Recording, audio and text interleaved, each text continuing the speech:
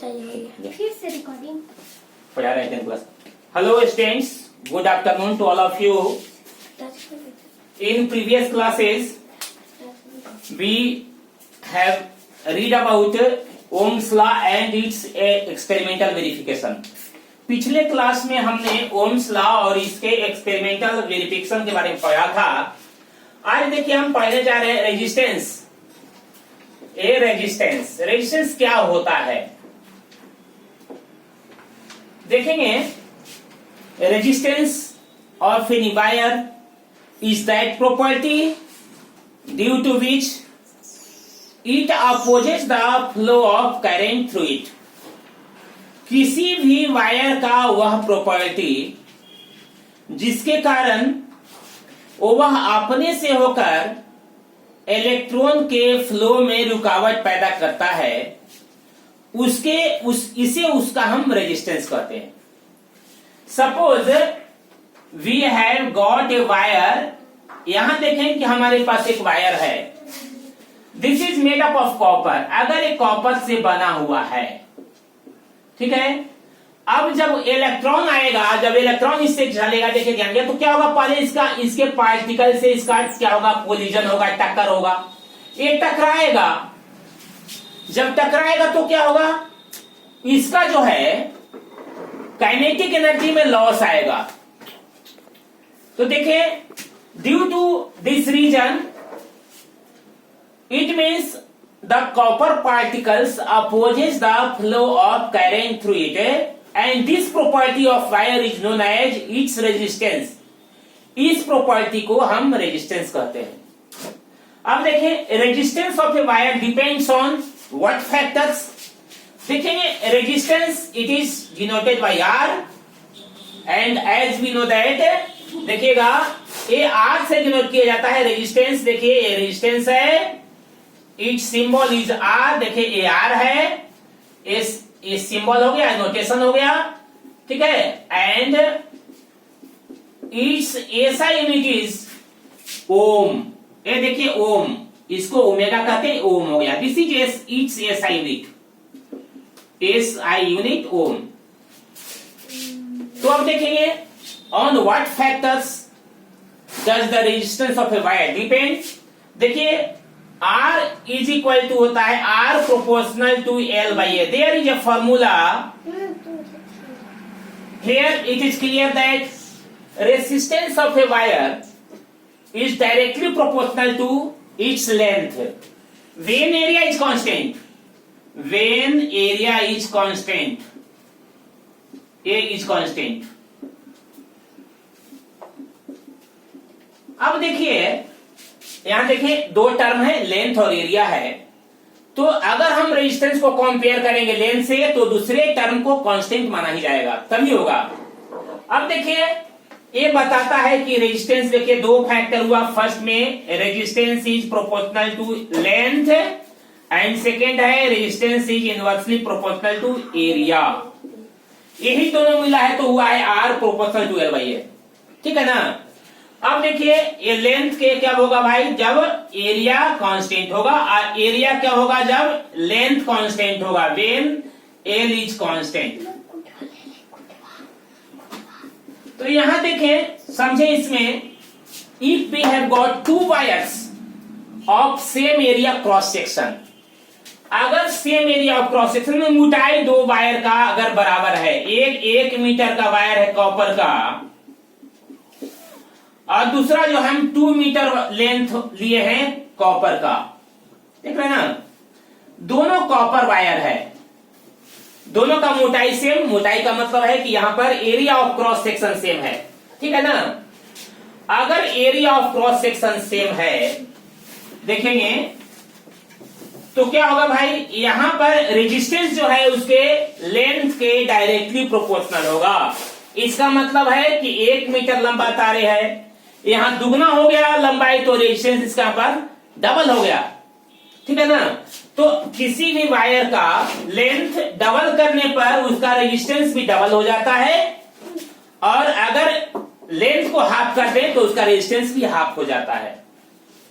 तो यहां देखें, ठीक है, when एरिया इज कांस्टेंट। ठीक है, तो हमने देखा कि resistance of a wire is directly proportional to its length when area is constant. Second is R is inversely proportional to area.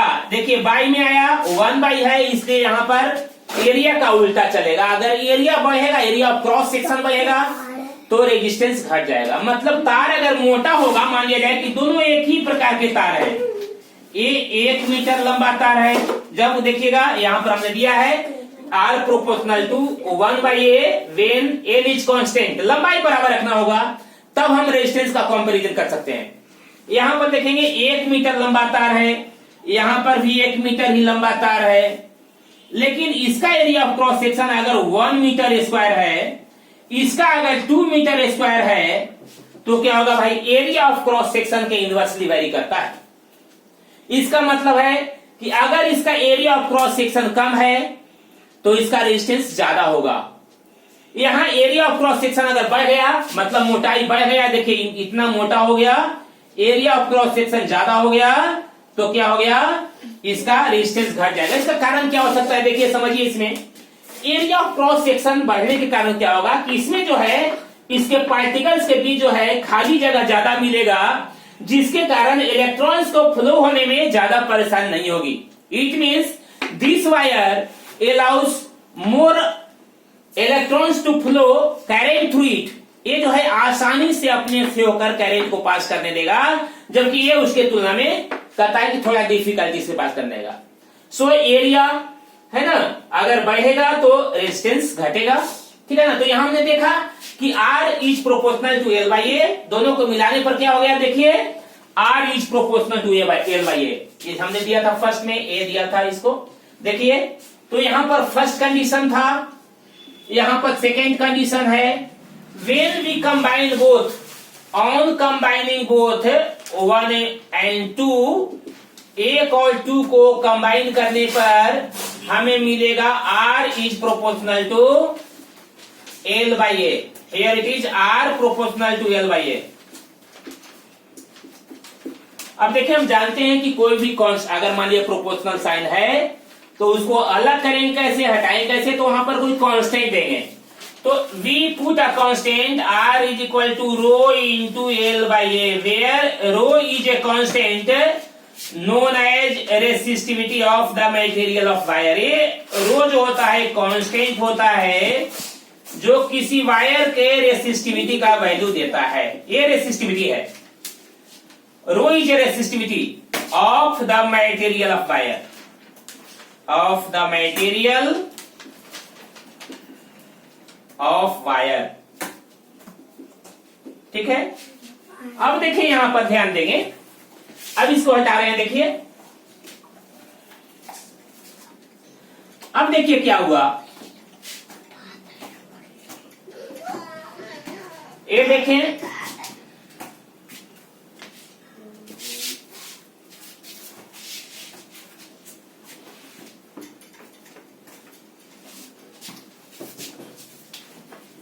we have got R is equal to rho into L/A।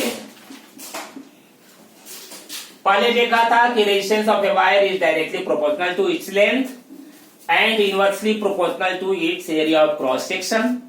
From this formula, we have got R is equal to rho into L/A, where rho is a constant known as resistivity of the material of wire, which depends on temperature and nature of material।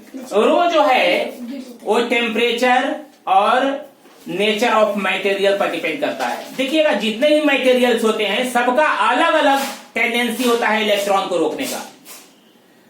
Suppose we have got copper wire, copper हमारे पास है, silver है, iron है, तो सबसे कम electricity को रोकने का, रेजिस्टेंस प्रोड्यूस करने का सबसे कम कैपेसिटी जो है वो सिल्वर के पास होता है। Silver allows electric current to pass through it easily. Silver electron को अपने से होकर आसानी से पास करने देता है, whereas copper and iron don't allow so easily to the flow of current through them, है ना, इन कंपेयर ऑफ सिल्वर। सिल्वर के रेस्पेक्ट में कॉपर का उसके तुलना में कम होता है ना, मतलब रेसिस्टिविटी ज्यादा हो जाएगा। तो ये नेचुरल कैरेक्टर है रेसिस्टिविटी किसी भी मटेरियल का। अब देखेंगे क्या हो जाएगा, इसको अगर हम करें तो क्या होगा, R A is equal to rho into L and rho is equal to R A by L. देखा हमने कि ये आपका फॉर्मूला हो गया। अब देखिए इफ